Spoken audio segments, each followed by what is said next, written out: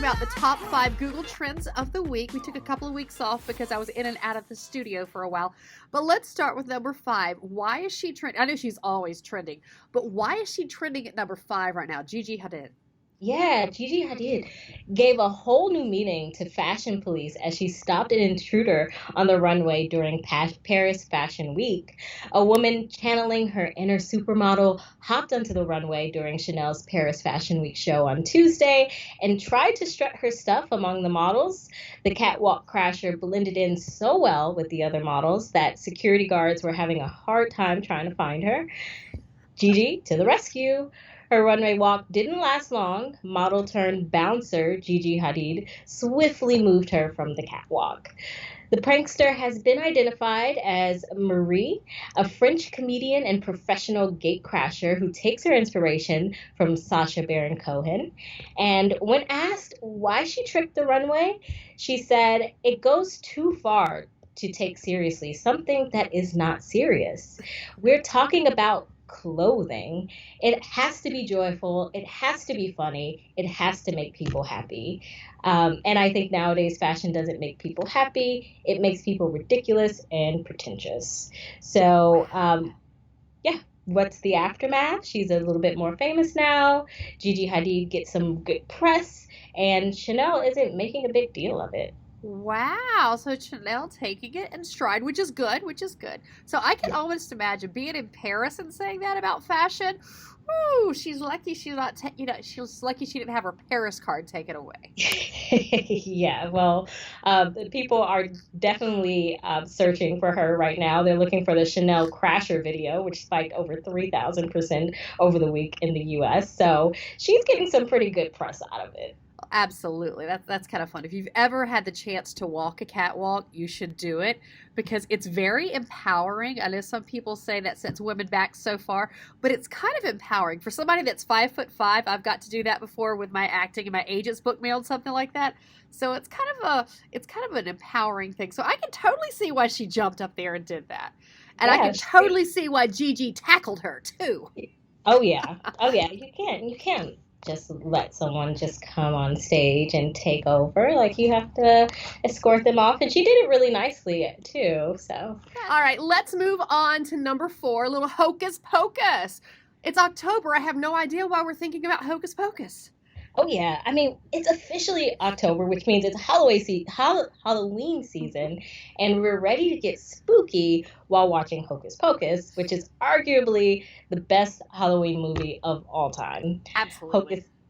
Hocus Pocus was released in 1993, starring Bette Midler, Sarah Jessica Parker, and Kathy Najimy. And 26 years later, we're still spellbound. Yes. The Freeform channel, formerly known as ABC Family, is playing Hocus Pocus upwards of 30 times in the month of October, including a back-to-back marathon on Halloween Day. So if for all of you Hocus Pocus fans out there, you can have all of the Hocus Pocus that you want. And if you don't have cable and therefore no direct access to Freeform, you can get a live TV free trial on Hulu, YouTube TV, Sling, and other channels, which will give you access to up to 7 days of Hocus Pocus. And if live TV isn't your thing, you can always rent or buy the movie on various platforms. And let's just be honest, you might as well buy it at this point. Absolutely, you should buy it. It's a great one. And I will tell you this, if you've ever done Disney when they do the Mickey's Not So Scary Halloween Party, the Sanderson sisters, the Hocus Pocus sisters, they do come out. So they are so fun to watch. So fun to watch on the movie and then seeing them come to life in front of you courtesy of Disney, which is also part of the whole ABC Freeform family.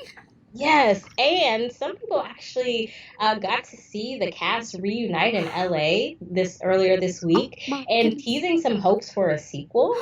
No! They're gonna get raised from the dead again. Oh my gosh! I love Bette Midler. I love Kathleen Najimy, and of course Sarah Jessica Parker. You had to tie that in because you mentioned runway. I could totally see her Carrie Bradshaw crashing the runway. She did in one episode. Oh yeah. She would totally blend in. You wouldn't even know she was there. I know, right? She's fabulous. All right, let's move on to something else. Major League Baseball playoffs, from models and movies to baseball. Yeah, so I'll try not to make an error on this one. The MLB playoffs are underway, Underwear? and Wow. baseball Where's your fans mind? and baseball fans are keeping up with the latest matchups in the postseason. Things got started in the wild card round on Tuesday when the Milwaukee Brewers suffered a devastating 3-4 loss to the Washington Nationals. And they were actually up in the bottom of the eighth. They were leading 3-1 with 2 outs. And the Nationals had loaded bases when rookie Trent Grisham made an error that allowed the game winning runs. When asked about the blunder, Grisham said, "I don't think the pressure got to me at all," chalking it up to exactly what it's called in baseball, an error. Yep, that's what happened.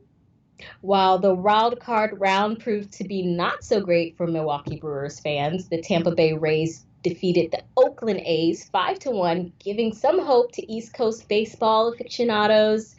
Game one matchups start Thursday night with the St. Louis Cardinals taking on the Atlanta Braves and the Washington Nationals facing the LA Dodgers.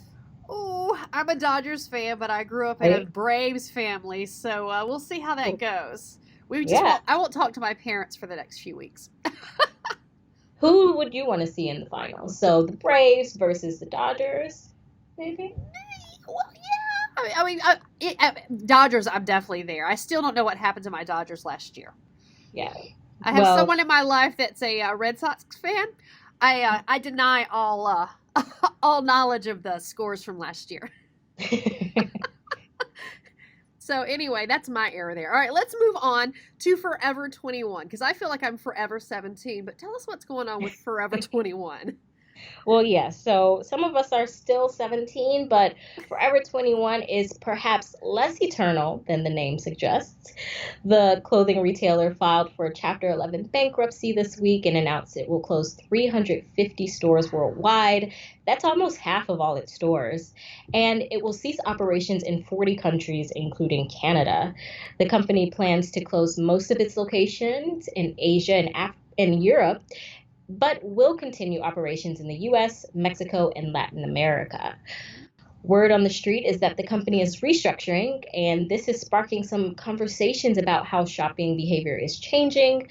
No longer is Forever 21 just competing against other teen favorites like H&M. It's also competing against e-commerce only sites.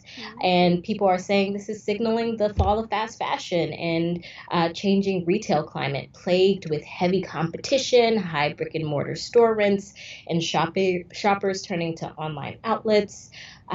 And one thing that's really surreal for me is that this also means more trouble for mall owners too, especially given the size of some of Forever 21's locations. And I can totally remember being in high school and the going to the mall as being one of the destinations. You had to. Um, You had to. And I still pop into our Forever 21 and grab some accessories. But, yeah. I'm at an age, even though I think I'm 17, I know belly shirts and skinny jeans just don't work for me right now. I do have my limits. I will Yeah. tell you this: I popped into a Charlotte Russe store in Atlanta. They closed all the ones around here, but they're actually making a comeback too. So maybe the restructuring Forever 21's doing is kind of like what they did. Because I was shocked. They're like, "Oh no, we're bringing it back to your area. It's just closed down." Because I'm just like, it'd been a while since I saw a Charlotte Russe.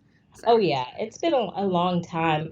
And I remember popping into a Forever 21 a few weeks ago and the same thing. I was like, maybe not the belly shirt. I'll take a dress and maybe a jacket, you know? yeah, you can accessorize. There's so Uh, many fun things in there, and the discounts. Oh my gosh, the discounts. oh So, yeah. alrighty, let's move on to someone that I remember as being the first president I can remember as a child. So I guess that shows I'm not 17 anymore. He was 95 this past week. President Jimmy Carter.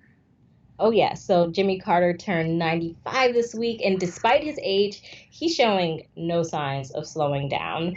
In addition to being the 39th US president, Carter is also known for his humanitarian work.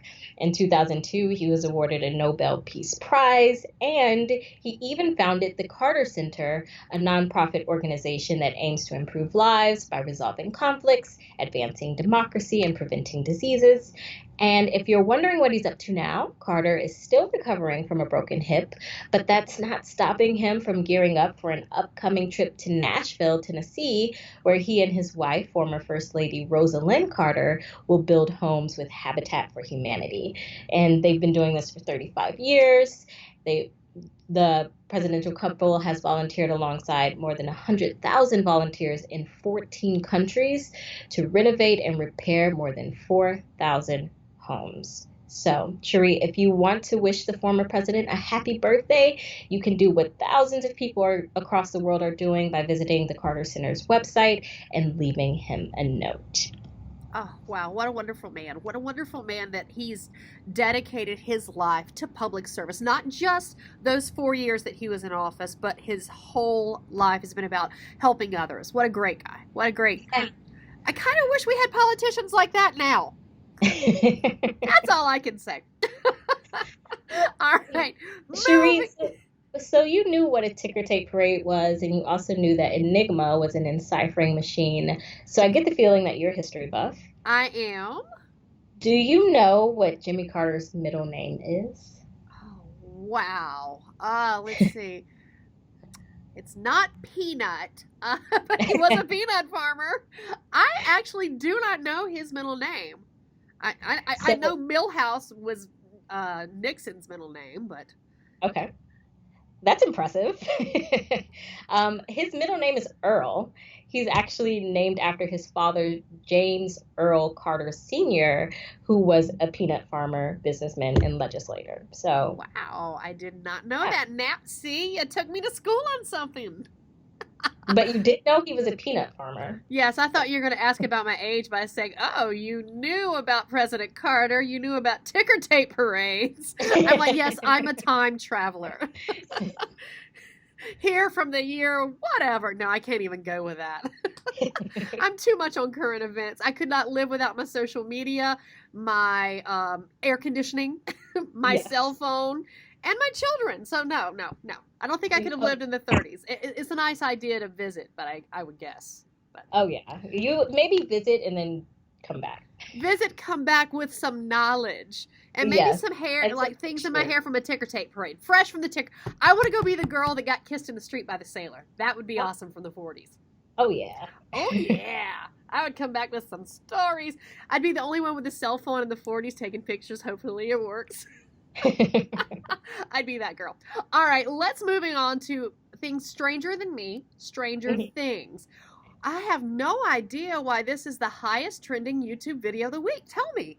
Well, I'll let you know, we are not in Hawkins anymore. That's the cryptic message fans are trying to decode this week after Stranger Things 4 released its official trailer announcing that it's coming back for a fourth season. Members of the cast took to social media to tease the show's return with this announcement video.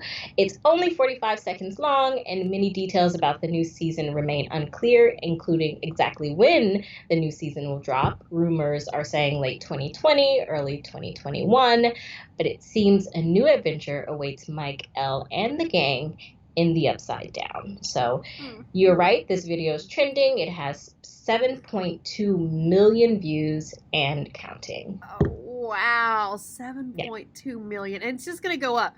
By the time this hits the air on our website, it's going to be bigger than that because it's huge. It's huge.